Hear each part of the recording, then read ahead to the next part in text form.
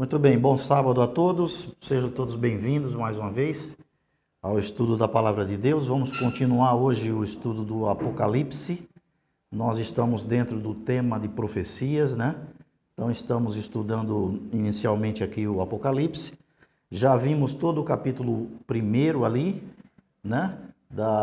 Do momento da revelação que João descreve, como foi que ele viu.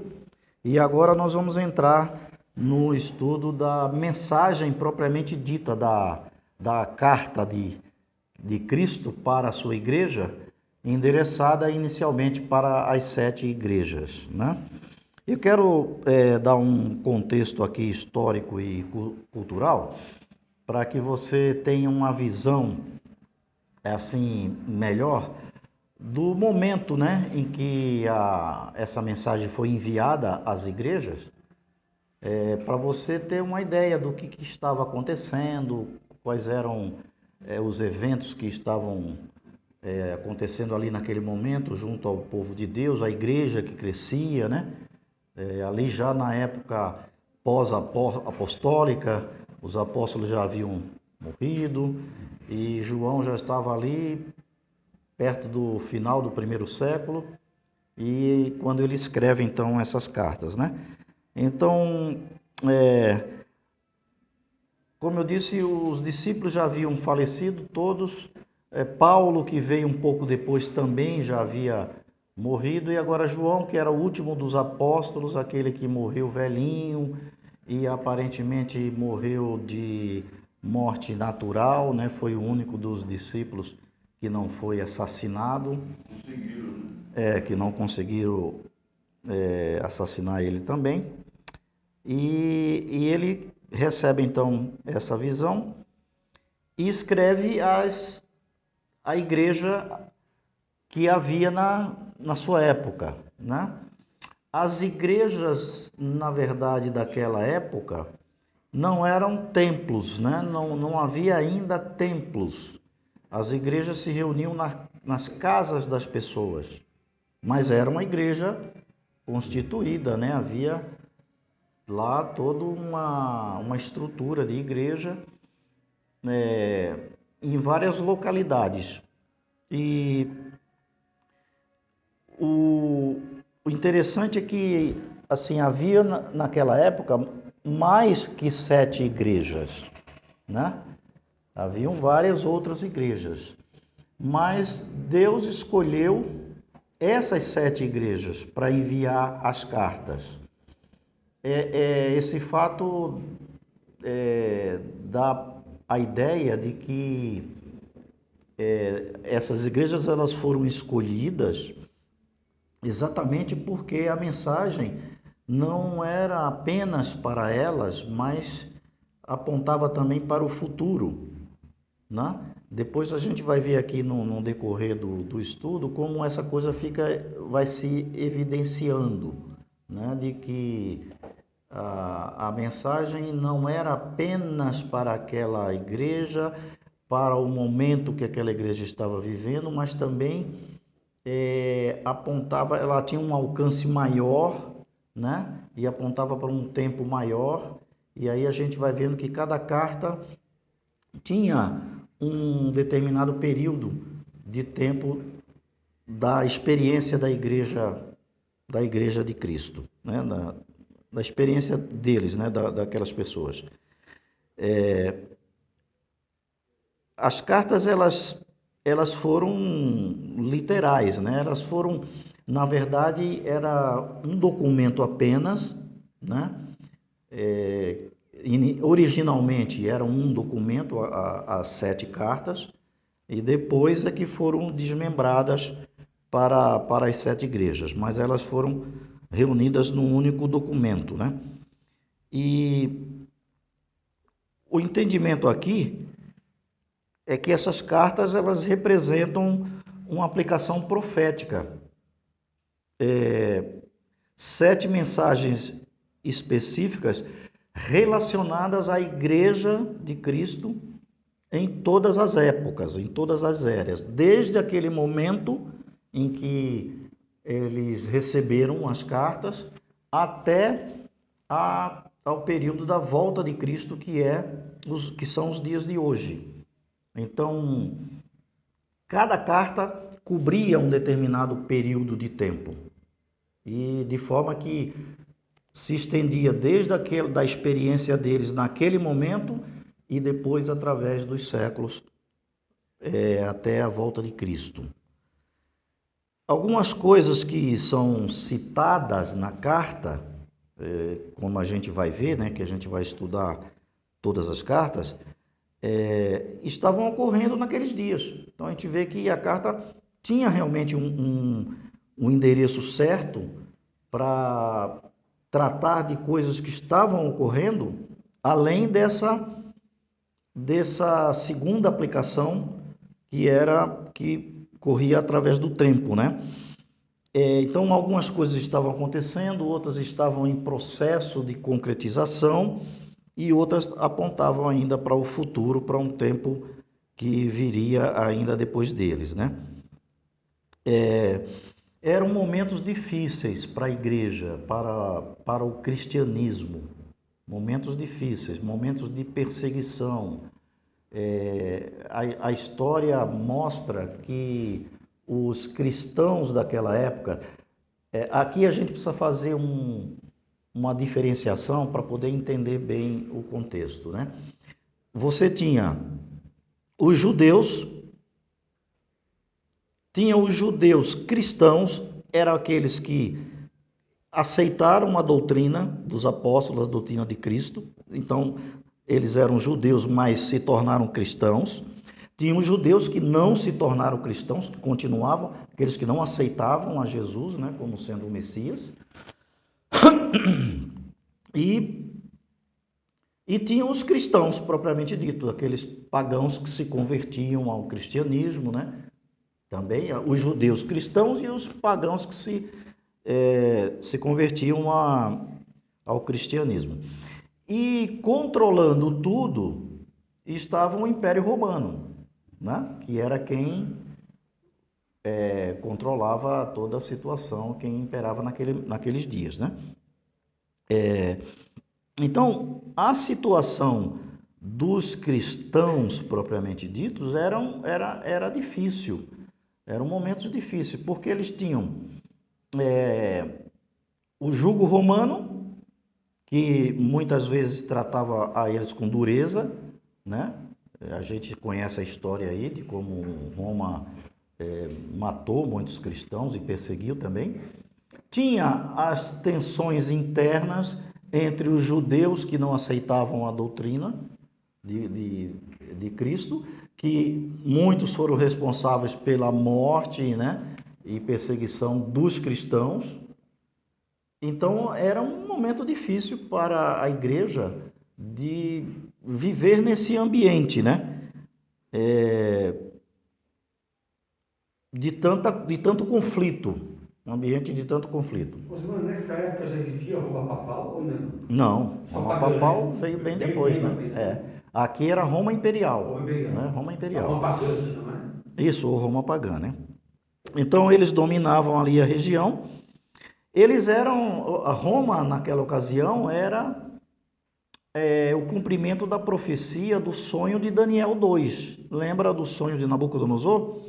Nabucodonosor sonhou com a estátua, e a estátua representava os impérios que viriam ali depois do reino de Nabucodonosor, né? Depois de Babilônia ali. Isso, Roma seria o último império representado pelas pernas de ferro, né? Porque era um império duro que esmiuçava tudo, o ferro, né? Então era esse momento que estava vivendo o momento do sonho da estátua ali das pernas de ferro. Era o domínio do Império Romano, tá certo? Foi o momento em que Cristo veio, né? O momento em que é representado pela profecia de Daniel 2, né? Então, os judeus como religião, né, e nação, eles eram reconhecidos por Roma imperial como sendo a religião oficial, né? E o Império Romano, eles não queriam um problema. A ideia ali era o seguinte, ó, tudo bem, vocês Eles subjugaram os judeus, né? Conquistaram ali Jerusalém e tudo, dominavam, mas eles não queriam problema, né? Então, quando havia tensão entre os judeus e cristãos, por exemplo, eles tendiam a ficar do lado dos judeus porque eles reconheciam mais os judeus como uma religião oficial, né? Os cristãos vieram na esteira do judaísmo, né? Os cristãos Considerava uma seita, né? isso, porque antes tinha o quê? Os judeus. Aí agora vem Cristo e começa uma nova fase, e depois os apóstolos. Então agora eles são chamados de cristãos, né? Aí nasce o cristianismo. E aí alguns judeus não aceitam o cristianismo, então ficou aquela divisão, mas Roma tendia a beneficiar mais o grupo judeus do que os próprios cristãos, que eram considerados uma seita naquela ocasião. Esse era o contexto que a igreja estava vivendo no momento em que Cristo manda as cartas para eles, entendeu? Então esse é o contexto que eles estavam vivendo.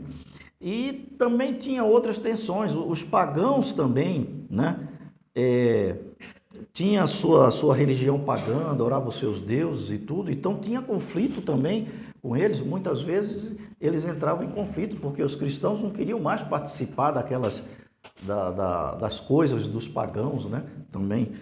Então, depois ali da destruição do templo de Jerusalém, no ano 70, e aquela perseguição de Nero, né, contra os cristãos, aí a gente vê, inclusive ali na carta de Pérgamo, a gente vê que a carta faz menção a Antipas como sendo um servo fiel de Deus que foi assassinado lá, né? Nós vamos estudar aí a carta de Pérgamo, vamos ver melhor isso daqui. Então, toda essa conjuntura, essa perseguição estava ali naquele caldeirão fervendo de conflitos, de tensões naquele momento, né?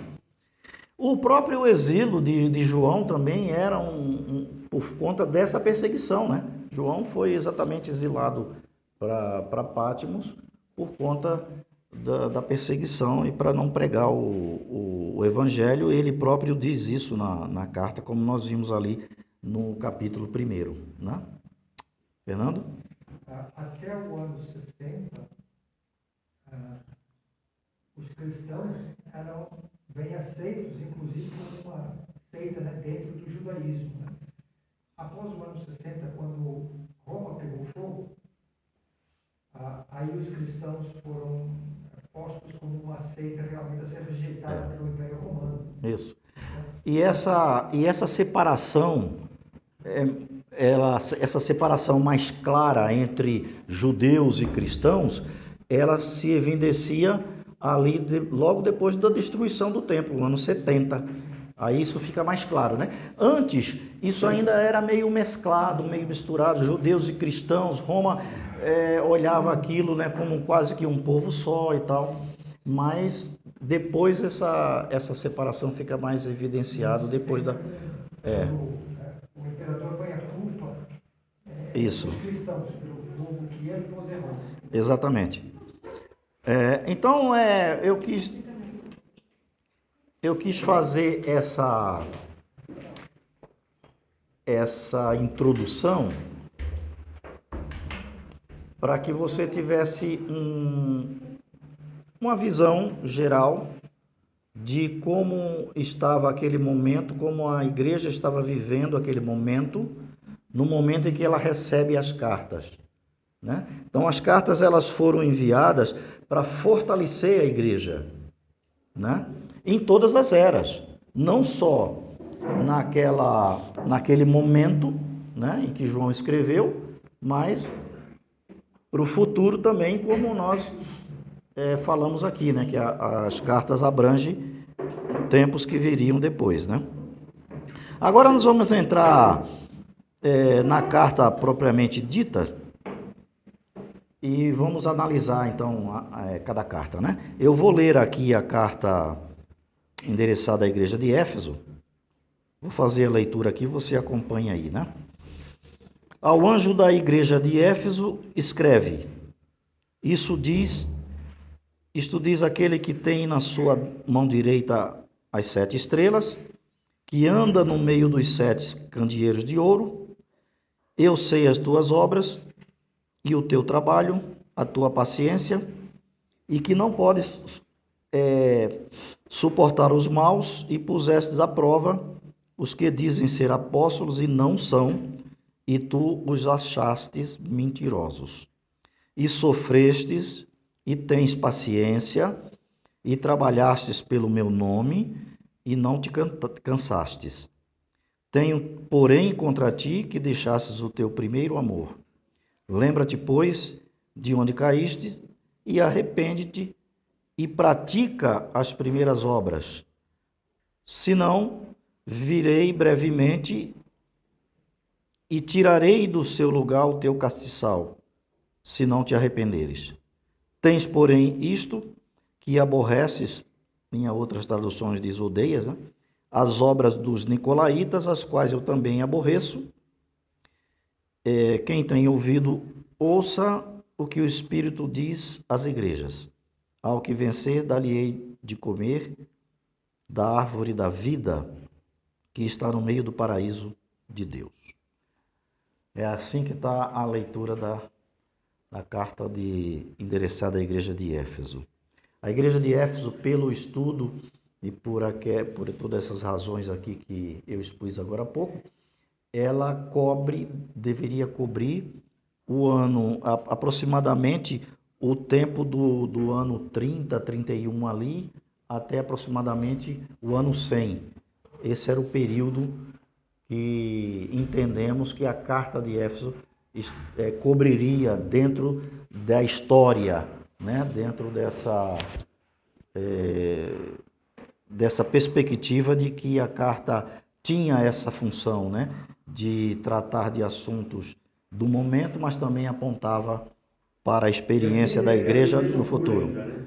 A igreja pura, a igreja que tinha nascido dos apóstolos, né, de Cristo, tinha o evangelho puro na mão, né?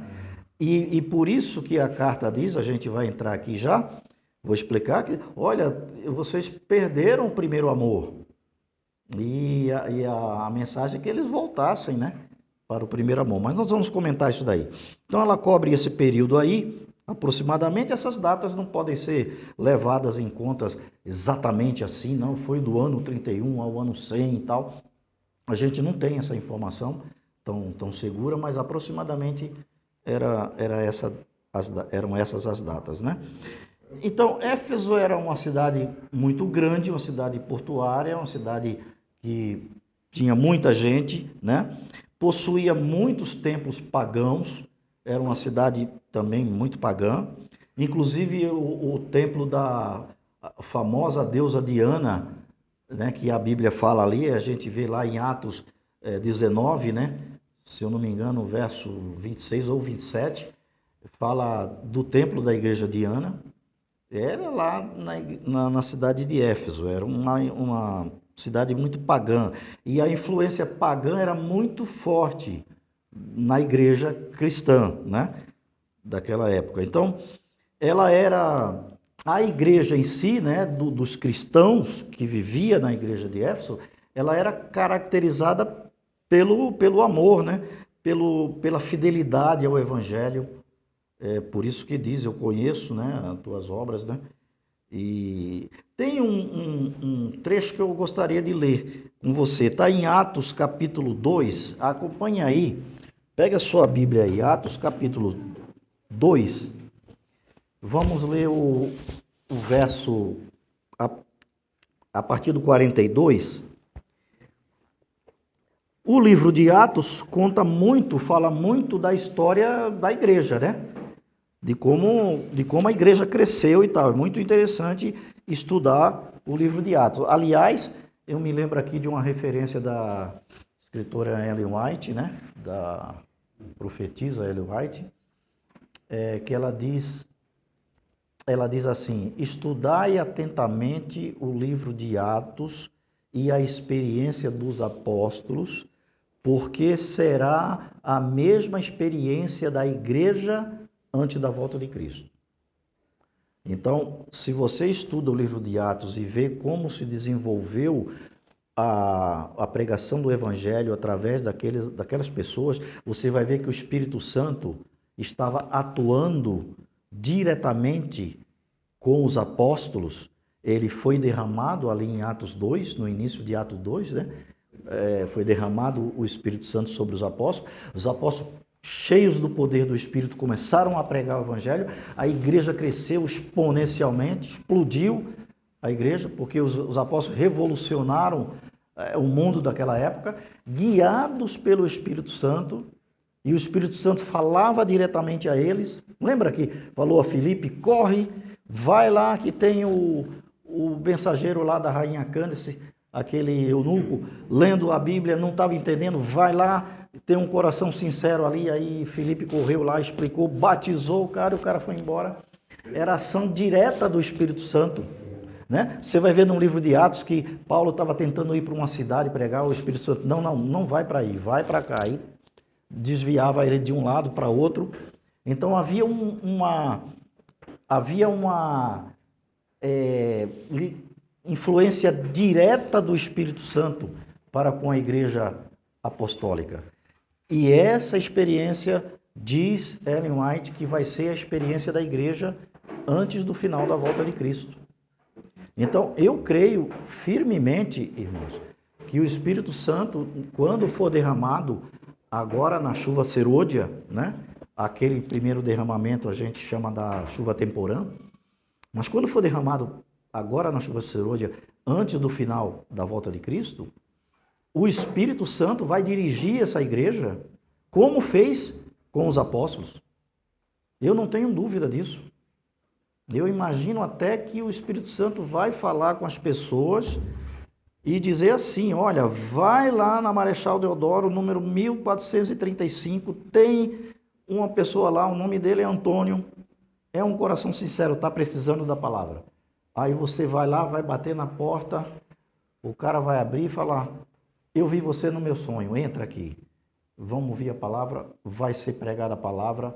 Eu creio firmemente que o Espírito Santo vai direcionar as pessoas para a pregação do Evangelho, a parte final que falta.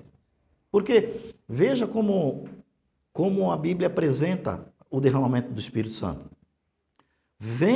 É derramado para a igreja, para aqueles que fizeram o preparativo, aqueles que estão se preparando para receber o Espírito Santo, né? Virá para aqueles, isso aqui é importante. Muita gente acha que quando vier o derramamento do Espírito Santo na chuva serôdia, vai ser para consertar a vida dele, arrumar os pecados ainda que tem, deixar os pecados, então o Espírito Santo veio para me fortalecer. Não é isso. Ellen White é muito clara nesse sentido. Ela diz que o Espírito Santo será derramado sobre aqueles que fizeram a preparação necessária. O tempo de preparação é agora. Então, quando você está preparado, o Espírito Santo vem. E aí pode ser que você esteja preparado e o teu irmão do lado não esteja. Você recebe o Espírito Santo e ele não vai receber. Agora, você recebe o Espírito Santo para quê? Para sair e pregar o Evangelho. Vamos pregar o tempo que falta, o restinho que falta, que é a pregação do alto clamor, para poder Cristo dizer, bom, o Evangelho foi pregado, está feito e agora sela todo mundo e aí fecha-se a porta da graça. Então, esse restinho de tempo, que nós acreditamos que será depois do decreto dominical até o fechamento da porta da graça, né? Nesse tempo aqui, o Espírito Santo será derramado, a igreja vai pregar com muito fervor, muito poder e o Evangelho vai ser pregado, tá certo? Então, o Espírito Santo foi derramado para os apóstolos naquela ocasião e isso aconteceu. Foi um poder absoluto.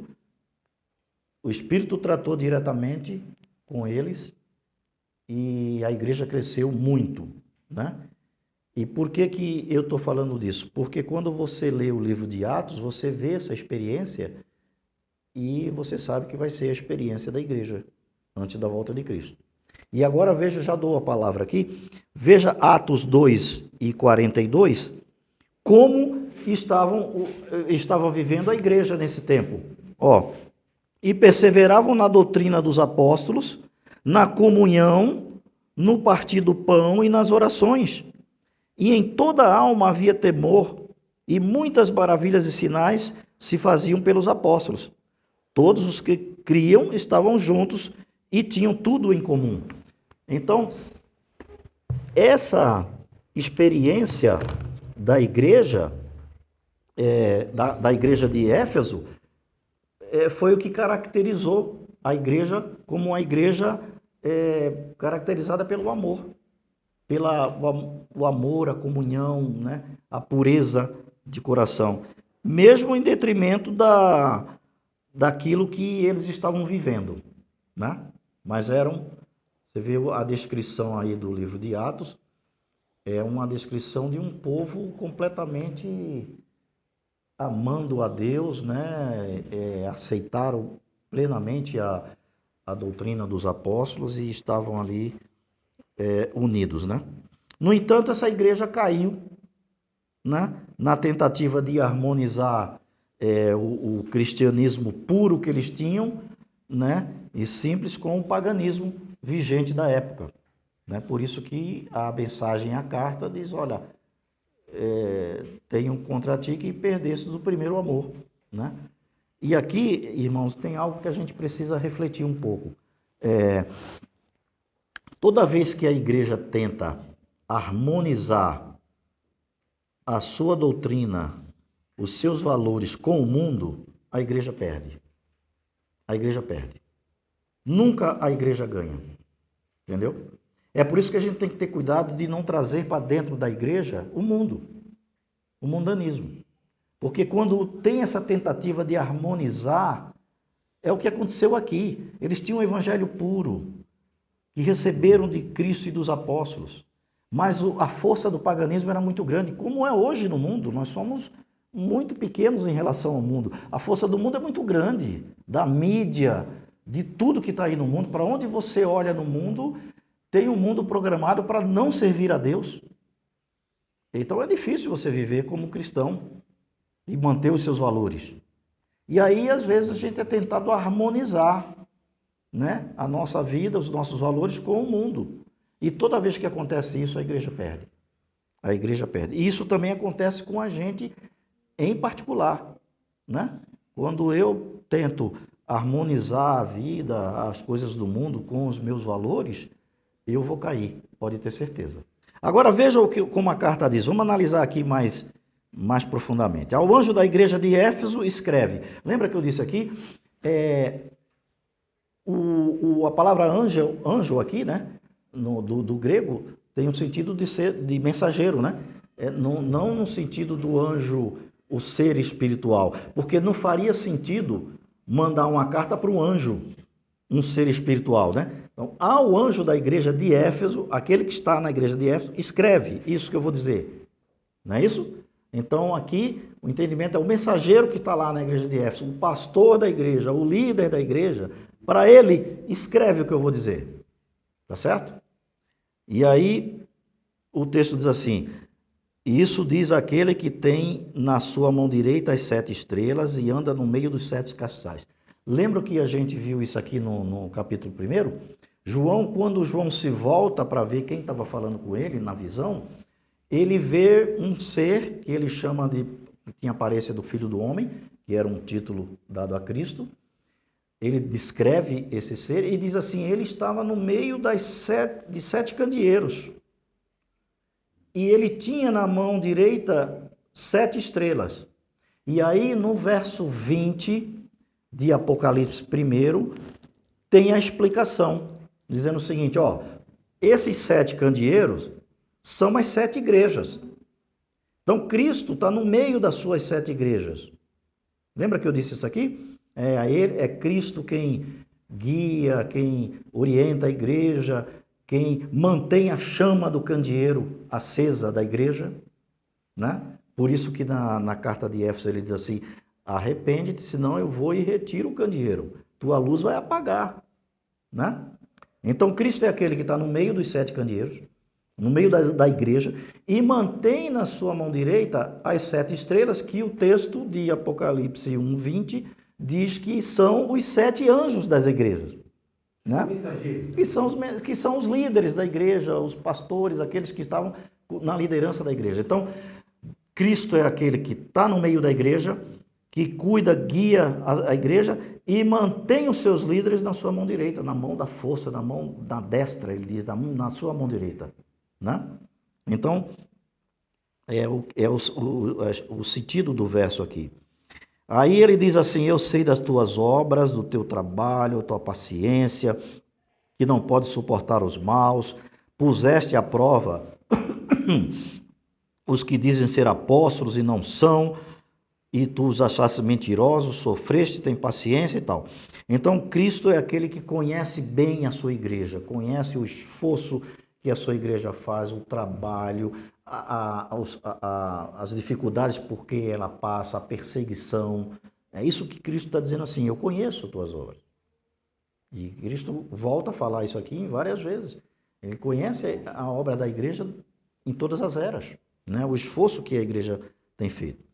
Tenho, porém, contra ti que deixastes o teu primeiro amor. Então foi aquilo ali, aquela tentativa de harmonizar a religião pura, os seus valores e tal, com o paganismo. Então, eles esqueceram o seu primeiro amor. Isso acontece muitas vezes conosco também, irmãos. Às vezes a gente vem para Cristo, né? Cristo nos toca, o Espírito Santo nos toca em algum momento da vida. Nós viemos para Cristo, né? Cristo nos recebe e a gente muitas vezes fica apaixonado nesse primeiro momento por Cristo, quer andar com Ele, quer fazer tudo que é possível, mas depois passa o tempo e às vezes a gente esquece desse primeiro amor, né? E é isso a mensagem de Deus para aquela igreja, o que aconteceu. Mas ela também nos atinge, porque isso acontece nos dias de hoje, né? Eu que estou já há muito tempo na igreja, já vi muitos casos assim, pessoas que vêm inflamadas, apaixonadas por Cristo, né? Querem fazer muita coisa, mas passa um pouco de tempo e as pessoas esfriam e tal, alguns até saem da igreja. Aí a mensagem aqui, ó, lembra-te, pois, de onde caíste e arrepende-te. É uma mensagem para nós, é ou não é? Onde foi que eu caí? Qual foi o momento que eu deixei de amar a Cristo? Não é? É bom a gente refletir, né? Então eu preciso rever isso e voltar, né? É o convite de Deus para nós. Reflita, veja onde foi que caiu e volte. E Cristo está esperando, né? Um apelo que Cristo faz aos fiéis de todos os tempos, né? Aí ele diz assim, ó: eu tenho porém isso, que vocês odeiam as obras dos nicolaítas, e as quais eu também odeio. Na sua Bíblia está odeio ou está aborreço? Odeio, né? Então, Deus odeia também? Ou Deus é só amor? Onde que está aqui? Verso 6. 6. Também aborreço também. Algumas traduções diz odeia. Aborrecer ou odiar é a mesma coisa. Deus também odeia. Deus odeia o pecado. Deus odeia, né? Não o pecador. Deus odeia o pecado.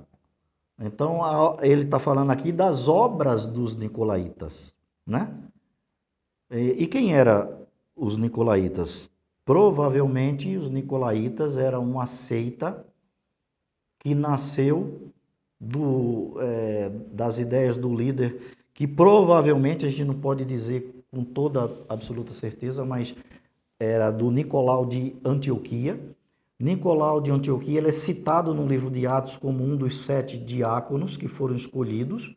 Então, aparentemente, esse Nicolau de Antioquia, ele era um pagão, se converte ao cristianismo, vem para a igreja, mas depois ele abandona a fé e aí começa a introduzir doutrinas relacionadas ao paganismo e tudo mais. É um cara que infiltra na igreja essas ideias, como existe nos dias de hoje, né? Nos dias de hoje, muitos vieram para a igreja, se batizaram, e daqui a pouco começam a nutrir doutrinas estranhas à Bíblia e começa a pregar na igreja, né? Aqui mesmo na nossa igreja nós tivemos exemplos assim. E eu me lembro de um cara que um dia eu e mais alguns anciãos pegamos ele aqui da igreja, tiramos ele aqui para fora e falou: vai embora. Vai embora. Porque ele era um adventista batizado e daqui a pouco começou a introduzir doutrina estranha na igreja e trazer material para distribuir dentro da igreja. Dentro da igreja. Claro, contrário à doutrina bíblica. Então nós tivemos que travar o cara, tirar ele e falou: vai embora. Aqui você não distribui, você pode distribuir na rua onde você quiser. Então, esse Nicolau de Antioquia provavelmente foi um caso desses aqui. Ele era um prosélito, né? O prosélito era o cara que se convertia ao cristianismo, né? Você deve ter ouvido aí a palavra que é mais comum hoje, proselitismo, né? Não pode fazer proselitismo. Proselitismo é converter as pessoas de uma determinada religião, trazer para a sua, né? Eram novos prosélitos, na Bíblia fala muito disso. Então, quando você ouvia essa expressão, você sabe, eram pagãos que aceitavam a doutrina cristã. É o caso desse Nicolau de Antioquia. Então, a gente pode resumir aqui, né, o contexto da igreja de Éfeso assim: era uma igreja pura, mas que enfrentou a contaminação de doutrinas, né, contrárias à doutrina de Cristo. Cristo dá um conselho para que eles se arrependam e voltem, né? E recebem a promessa, que é o texto final, que diz assim, ó: ao que vencer, dar-lhe-ei de comer da árvore da vida que está no meio do paraíso de Deus. Que árvore da vida é essa? Na Bíblia tem referência sobre a árvore da vida, em Gênesis e em Apocalipse. Então veja como o estudo é interessante, né? A carta direcionada à igreja de Éfeso está dizendo: ao que venceu, dar-lhe-ei de comer da árvore da vida, que está no meio do paraíso de Deus. A árvore da vida, lá em Gênesis, ela foi colocada no paraíso, no Éden. E a finalidade dela era de perpetrar a vida. Adão e Eva viveriam para sempre, se não tivesse pecado, comendo da árvore da vida. Tá certo? E aí Deus diz assim: quem vencer, eu vou deixar que coma da árvore da vida. Então veja a ligação das eras e do tempo. A árvore da vida aparece lá em Apocalipse 22, da terra renovada, dizendo: agora tem a árvore da vida, que vai continuar perpetuando a vida de todos. Nós vamos ser eternos comendo da árvore da vida. Tá certo? Então essa promessa era para que eles perseverassem na doutrina pura que eles haviam recebido de Cristo, e eles haveriam de comer da árvore da vida. Portanto, tem essa relação aqui, né, com a nova terra. É por essa razão também que a gente crê que essas cartas não eram simplesmente só destinadas àquela igreja, naquele momento, naquela situação e para aqueles problemas que eles estavam vivendo, né, naquele tempo. Ela tem essa aplicação, né, que vai mais longe, que diz respeito aos períodos da igreja cristã. Então, legal, essa aqui é a ideia da carta da igreja de Éfeso. Deu para ter uma boa ideia do contexto que eles estavam vivendo e por que a carta foi encaminhada desta forma, tocando nos pontos importantes, né? Chamando para a volta do primeiro amor. Então, bom, a gente tem 10 minutos. Eu acho que eu vou entrar na igreja, na carta da igreja de Esmirna, que a gente adianta, né? Um pouco aqui. A gente já teve uma boa ideia aqui da igreja de Éfeso. A igreja de Esmirna, ela cobre o período do ano 100, né? O ano seguinte, aí, o tempo seguinte da igreja de Éfeso, e vai provavelmente até o ano 313 ali, um período bastante longo. Vou ler aqui a carta. E o anjo da igreja que está em Esmirna, ó, sempre assim, né? Ao anjo da igreja, né, que está em Éfeso, ao anjo da igreja que está em Esmirna, escreve: Isso diz o primeiro e o último, que foi morto e que reviveu. Quem é esse? Jesus, né? Eu sei as tuas obras, a tribulação e a pobreza, mas és rico, tu és rico. Eu sei da blasfêmia dos que se dizem judeus e não são, mas são sinagoga de Satanás. Nada temas das coisas que hás de padecer. Eis que o diabo lançará alguns de vós na prisão, para que sejais tentados, e tereis uma tribulação de 10 dias. Ser fiel até a morte, dar-te-ei a coroa da vida. Quem tem ouvidos ouça o que o Espírito diz às igrejas. O que vencer não receberá o dano da segunda morte. Qual era o contexto aqui? Foi um tempo também de muita perseguição para a igreja. A igreja nunca teve muito sossego, né? Muito tempo de paz. Muitos morreram nesse período, foi um período muito difícil, mas eles eram ricos na graça e na fé, né? O texto diz isso. Os cristãos eles foram perseguidos não somente pelo Império Romano, mas também pelos próprios judeus, aqueles que não aceitaram o cristianismo, né? Vocês lembram ali de um episódio de Paulo e Silas que foram levados em praça pública pelos próprios líderes judeus e eles mandaram açoitar os dois, tiraram a roupa deles, açoitaram eles ali. Então, isso está registrado ali em Atos 16. Os próprios judeus perseguiam os cristãos, né?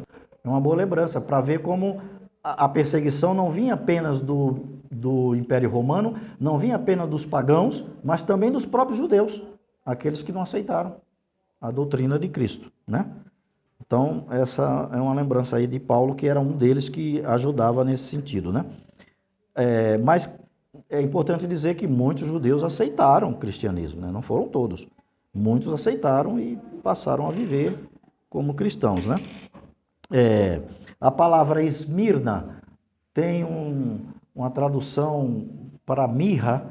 A mirra era uma espécie de óleo, perfume, um incenso, que era usado como um bálsamo para tratar feridas, não só para perfumar, mas para tratar feridas, né, como um bálsamo. E talvez isso tenha uma boa relação aí, porque era uma época de muito ferimento, né? Muita perseguição, muito açoite. Então, essa figura, esse simbolismo, né? Talvez tenha até uma certa aplicação. A gente não pode dizer que cada item, cada símbolo tem um significado, porque não temos isso tão claro assim na Bíblia, né? Mas talvez foi até providencial essa carta, esse nome, né? A igreja de Esmirna, porque tinha esse significado, né? E aí diz aqui, ó, o anjo da igreja que está em Esmirna escreve: isso diz o primeiro, o último, que foi morto e reviveu, falando de Jesus. Isso está ali evidenciado no capítulo 1, quando a gente viu, né? Eu sou o alfa, o ômega, né? Primeiro, o último, falando de Cristo aqui, né? Eu sei das tuas obras, da tua tribulação e pobreza, mas tu és rico. Eles eram pobres economicamente, mas ricos na graça, na fé. E a blasfêmia dos que se dizem judeus e não são. Quem eram esses? Pessoas que se passavam por judeus convertidos. Veja como isso é um problema que está em todas as eras, inclusive nos nossos dias, né? Eram judeus que diziam que aceitavam a doutrina, entravam para o convívio dos irmãos, mas na verdade não eram convertidos, e aí trazia para dentro da igreja toda sorte de doutrina, paganismo, ensinamentos errados e tudo mais.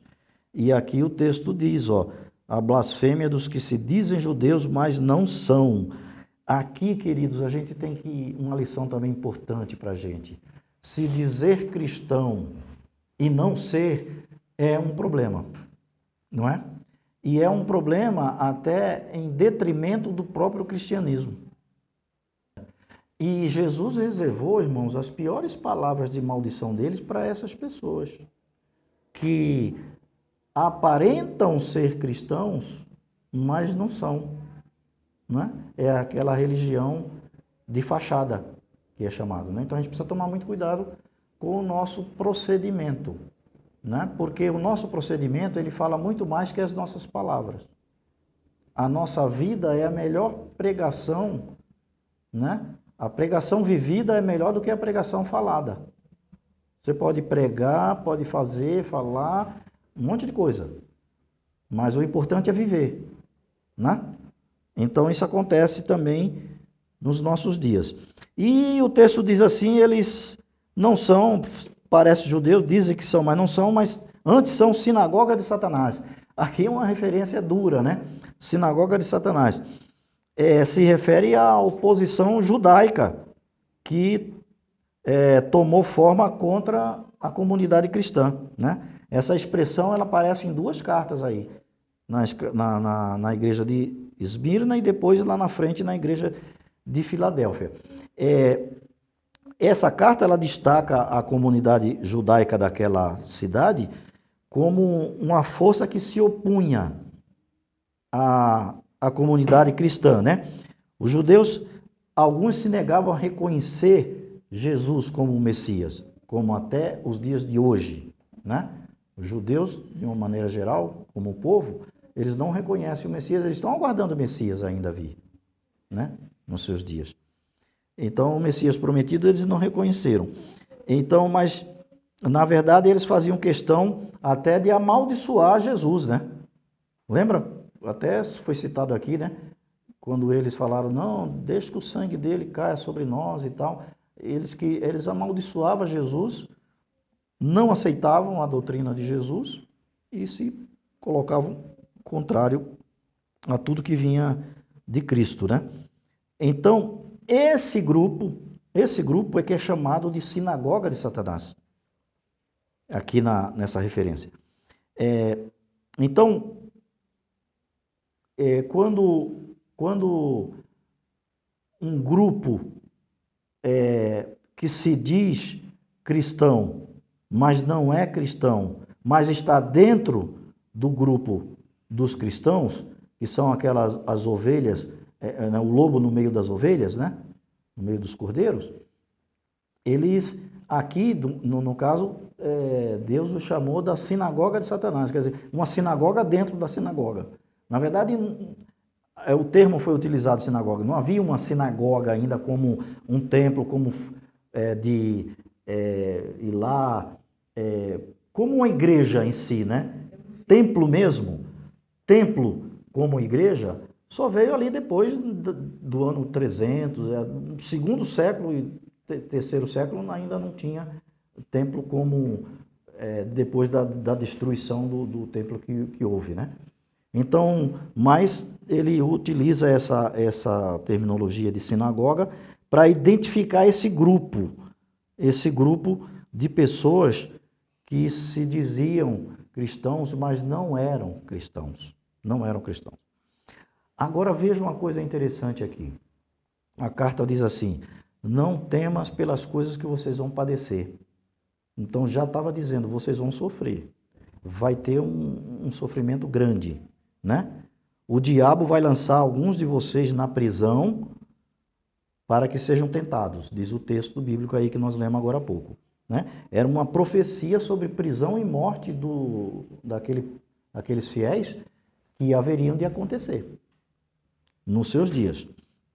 Aí vem o texto, tereis tribulação de 10 dias, que o Carlos perguntou ali. Essa expressão, tereis tribulação de 10 dias, muito provavelmente,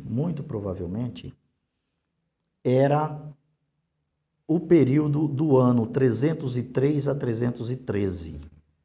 10 anos em profecia, 10 dias em profecia, 10 anos. E por que identificamos dessa forma? Porque a perseguição ela foi tomando vulto, tomando conta, né? E quando chega ali no governo do imperador Diocleciano, que ele imperou ali entre 284 até 305, foi dado o início de uma perseguição brutal contra os cristãos. Foi o auge da perseguição. e durou 10 anos. Exatamente 10 anos, do ano 303 ao 313.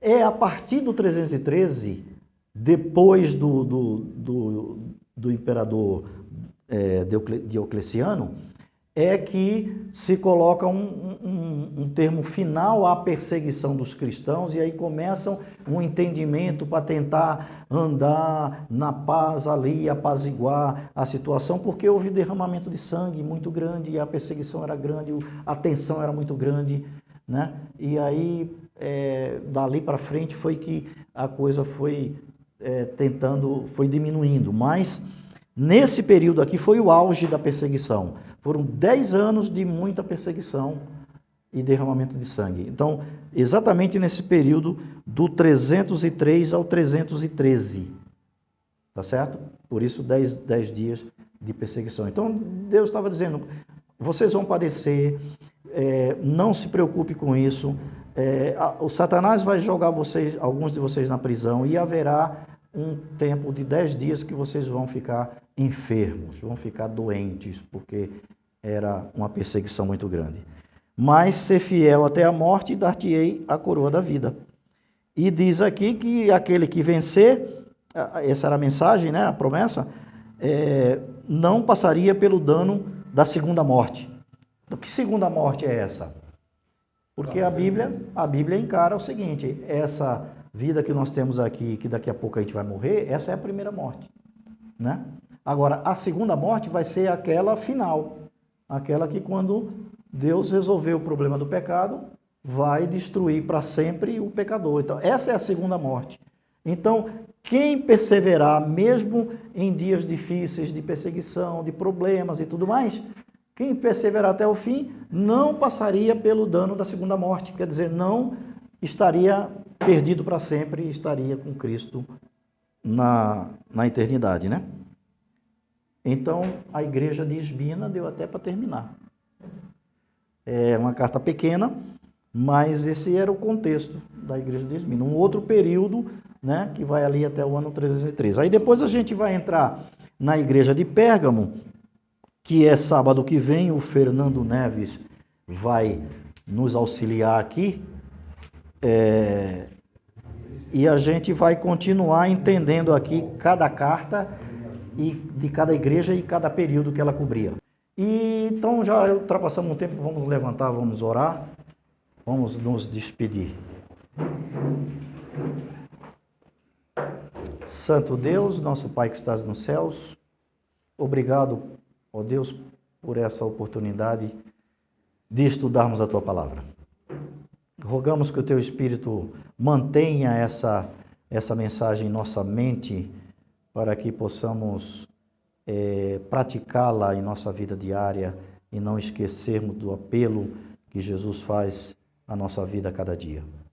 Toma-nos em Tuas mãos, fica conosco durante esse dia tão especial, leva-nos agora para o culto e que o Senhor abençoe e nos guarde para sempre, em nome de Jesus. Amém. Amém.